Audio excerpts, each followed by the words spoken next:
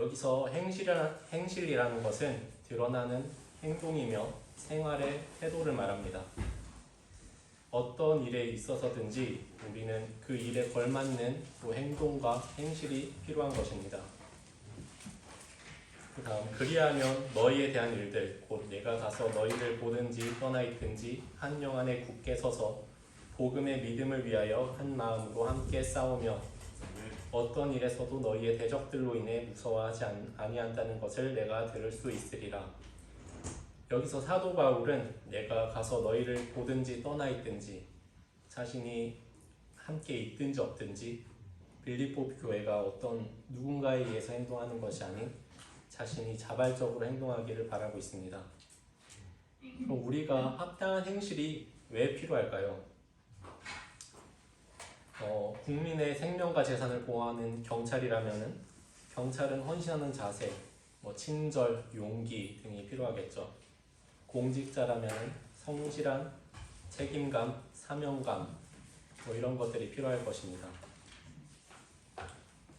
그들이 자신의 자리에 맞는 그런 행실과 행동을 보였을 때 그 사람뿐만 아니라 그 집단은 다른 사람들로부터 비난받고 이미지가 추락하는 거죠. 행실에 자리에 맞지 않는 행실을 보였을 때 반면에 이런 각각의 자리에 맞는 행동들이 드러났을 때 우리는 그 사람들에 대한 신뢰와 믿음이 생기고 또 좋은 마음이 생길 것입니다. 그렇다면 우리 그리스도인의 생활 태도, 그리스도의 복음에 합당한 행실은 어떻게 드러나야 되는지 저희 함께 살펴보기를 원합니다. 먼저 첫 번째는 한 영 안에 굳게 서는 것입니다. 한 영 안에 굳게 서라는 것이 무엇일까요? 저희 다 함께 에베소서 4장 3절에서 6절까지의 말씀을 함께 보겠습니다.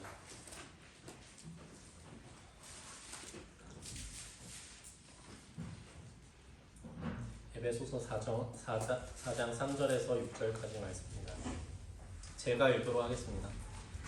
너희를 부르심의 한 소망 안에서 너희가 부르심을 받은 것 같이 한 몸과 한 성령이 있고 한 주와 한 믿음과 한 침례가 있으며 한 하나님이 계시니 곧 모든 것의 아버지시라.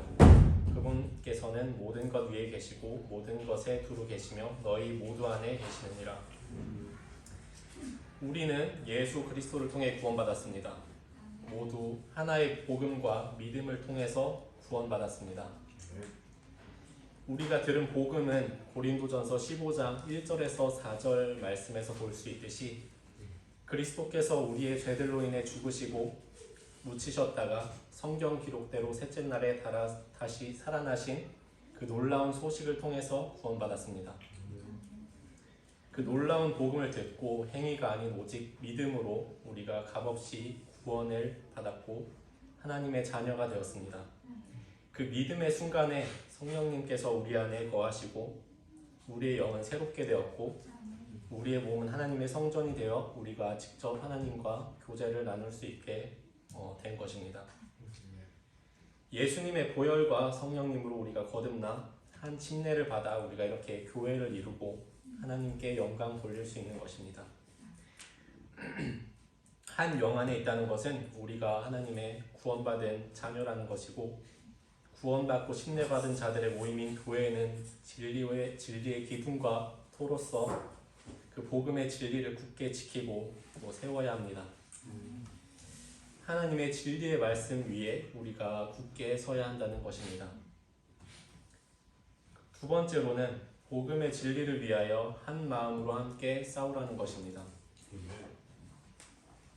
한 마음이 무엇인가요? 말씀에서는 우리가 한 마음이 되기를 원하고 있습니다. 한 마음은 우리의 마음이 같은 것을 바라보는 것을 말합니다. 한 마음, 한 생각, 한 뜻이 되는 것입니다. 복음의 믿음을 위하여 한 마음으로 함께 싸우며 복음의 믿음을 위해 싸우는 것은 우리 영적인 싸움입니다. 세상은 점점 발전되어 감에 따라서 또 세상은 점점 악해지고 있습니다. 요즘은 코로나로 인해 많은 교회들이 인터넷이나 유튜브를 통해서 자신의 그런 말씀을 올리고 또 자신들이 믿는 교리들을 전하고 있습니다. 기독교뿐만 아니라 천주교, 신천지, 하나님의 교회 등의 이단이나 사이비 종교들도 영상을 통해서 많이 올리게 되고 우리가 그것을 쉽게 접할 수 있게 됐죠.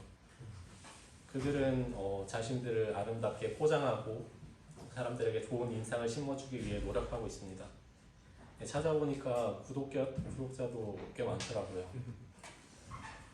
또 어떤 이들은 인터넷을 통해 다른 교회들을 비난하거나 또 영상을 통해 올바른 말씀과 진리를 부정하고 왜곡하는 일이 점점 많아지고 있습니다. 문제는 이런 세상의 많은 잘못된 교리들을 우리가 무엇이 옳고 그른지 파악하는 일이 힘들다는 것입니다. 특히 믿음이 약한 또 영적으로 어린 성도들은 그런 사탄의 교묘한 계략에 쉽게 흔들리고 현혹될 수 있습니다.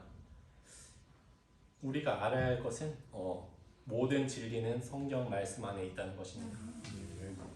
디모데후서 3장 12절에서 14절 말씀입니다. 참으로 그리스도 예수님 안에서 하나님의 뜻대로 살고자 하는 모든 자는 핍박을 받을 터이나 악한 자들과 유혹하는 자들은 점점 더 악하여져서 속이기도 하고 속기도 하리라. 그러나 너는 배워서 확신하게 된 것들 안에 거하라. 우리는 성경 말씀을 바르게 배우고 그것에 확신을 둠으로써 세상과의 싸움에서 승리해야 됩니다. 하나님의 말씀을 파괴하려는 사탄의 역사는 아주 과거부터 계속되어 왔습니다. 아담과 하와 때부터 시작하여서 사도들이 순교되었고 정말 많은 이들이 복음을 위해 싸웠습니다. 과거 로마 카톨릭은 자신들의 믿음과 다르다는 이유 하나만으로 교회를 핍박하고 믿는 자들을 죽였습니다. 기원 후 약 400년에서 1600년, 그러니까 1200년 동안 5천만 명의 사람들이 그들의 손에 순교했습니다. 정말 상상을 초월하는 숫자죠. 하지만 우리의 믿음의 선조들은 이러한 잘못된 믿음의 세력의 핍박 속에서도 하나님의 영광을 위해 한 마음으로 목숨을 걸고 복음을 전하고 믿음을 지켰습니다. 하나님의 말씀을 그들은 그리스도의 복음을 자신의 목숨보다도 소중하게 여긴 것입니다. 그들의 마음은 이 땅에서의 어떤 행복이 아닌 하늘에 있었습니다. 그들의 마음은 하나님을 향해 있었습니다.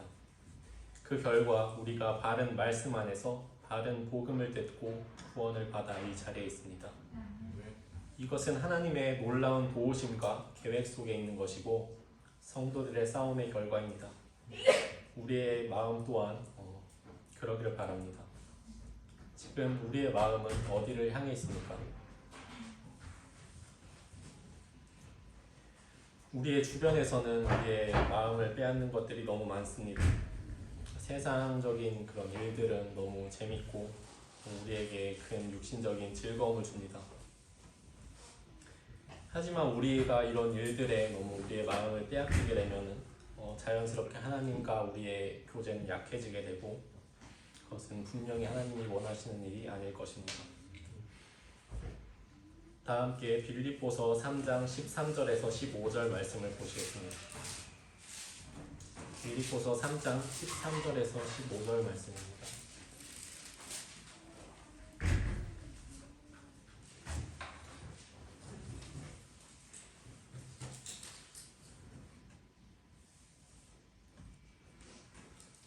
찾으셨으면 함께 읽도록 하겠습니다. 시작. 형제들아, 나는 내가 이미 붙잡은 줄로 여기지 아니하고 다만 이 한 가지 일을 행하나니 곧 위에 있는 그것들은 잊어버리고 앞에 있는 그것들에 도달하려고 나아가 그리스도 예수님 안에서 하나님의 높은 부르심의 상을 받으려고 그때를 향해 밀고 나아가노라. 15절 말씀입니다. 그러므로 우리 완전한 자들은 같이 생각할지 만일 어떤 일에서 너희가 달리 생각하면 하나님께서 바로 이것을 너희에게 드러내시리라. 우리도 이와 같은 생각을 가지고 있습니까? 우리는 이 땅에 있는 것들이 아닌 하늘에 있는 것들에 우리의 마음을 두고 또 하나님의 영광과 오실 그리스도를 생각하며 하나님께서 주실 상급을 향해 밀고 나아가야 합니다. 우리는 한 마음을 가지고 복음의 믿음을 위해서 싸워야 합니다. 그것이 우리 이 땅에서 구원받은 자들의 생활 방식이고 합당한 행실인 것입니다. 네, 세 번째입니다. 마지막으로 어떤 일에서도 대적들로 인해 무서워하지 않는 것입니다. 앞서 저희가 살펴본 것들, 우리가 한 영 안에 굳게 서서 복음의 믿음을 위하여 한 마음으로 함께 싸우는 것은 분명히 절대로 쉬운 일이 아닙니다. 상당히 두려운 일입니다. 많은 마귀 사탄의 공격이 있을 것이고 과거 성도들의 고난과는 다르겠지만 분명히 지금 세대에 맞는 그런 어려움과 고난들이 있을 것입니다. 하지만 먼저 예수님께서는 이런 사람들이 아닌 하나님을 두려워할 것을 말하고 있습니다. 누가복음 12장 4절에서 5절 말씀. 내가 내 친구인 너에게 이르노니 몸을 죽이고 그 뒤에는 더 이상 아무것도 하지 못하는 자들을 두려워하지 말라. 오직 너희가 두려워할 분을 내가 미리 너희에게 알려주리니 곧 죽인 뒤에 지옥에 던져 넣는 권능이 있으신 그분을 두려워하라. 참으로 내가 너희에게 이르노니 그분을 두려워하라. 우리가 두려워할 대상은 세상이 아니라 하나님인 것입니다. 또한 성경에서는 그리스도로 인한 고난을 기뻐하라고 말하고 있습니다. 베드로전서 4장 12절에서 13절까지의 말씀입니다. 사랑하는 자들아, 너희를 단련하려고 오는 불같은 시련에 관하여는 마치 이상한 일이 너희에게 일어난 것 같이 이상하게 여기지 말고 오히려 너희가 그리스도의 고난에 참여하는 자가 되었으므로 기뻐하라. 이것은 그분의 영광이 드러날 때에 너희가 넘치는 기쁨으로 또한 즐거워하게 하려 함이니라. 하나님께서는 우리에게 오는 시련을 이상하게 생각하지 말라고 하고 있습니다. 왜냐하면 빌립보서 1장 29절을 보면 그리스도로 인해 우리가 고난당하는 것은 하나님께서 예수 그리스도를 대신해 우리에게 주신 것이라고 말씀하고 있기 때문입니다. 또한 그렇게 우리가 고난에 참여하게 된 것을 기뻐하라고 말씀하고 있습니다. 왜냐하면 그분의 영광이 드러날 때 우리가 넘치는 기쁨으로 즐거워하게 될 것이라고 말하고 있기 때문입니다. 그분의 영광이 드러날 때 예수 그리스도께서 다시 오시는 그 영광의 순간에 우리가 공중에서 주를 만나며 넘치는 기쁨을 누리게 될 것입니다. 우리는 그 기쁨을 바라보며 살아야 됩니다. 그러므로 14절 너희가 그리스도의 이름으로 인해 비방을 받으면 행복한 자로다. 그분께서 그들 편에서는 비방을 받으시나 너희 편에서는 영광을 받으시느니라. 우리가 그리스도의 이름으로 인해 비방을 받는다면 우리는 행복한 자인 것이고 또한 우리의 복음 선포를 통해서 하나님께서 영광을 받으시게 되는 것입니다. 우리는 하나님의 영광과 또 왕국을 위해서 하나님을 의지하며 고난 속에서 인내와 믿음으로 우리에게 있을 기쁨을 바라보며 이겨내야 합니다.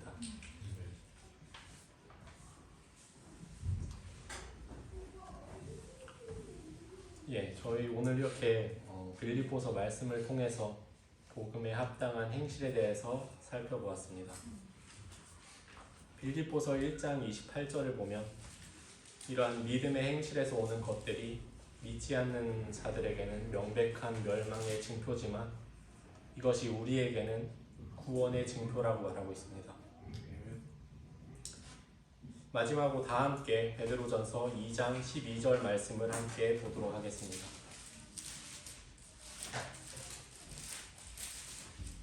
베드로전서 2장 12절 말씀입니다.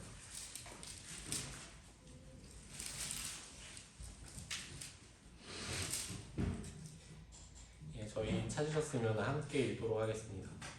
시작. 이방인들 가운데서 너의 행실을 정직하게 하라. 이것은 그들이 너희더러 악을 행하는 자라고 유방하다가도 자기들이 바라볼 너의 선한 행위들로 인해 돌아오시는 그날에 하나님의 영광을 돌리게 하려 합니다. 아멘. 우리의 생활 속에서 이런 그리스도의 복음에 합당한 행실들을 통해서 우리 삶 속에서 그리스도께서 드러나기를 바랍니다. 저희 다 함께 기도하겠습니다.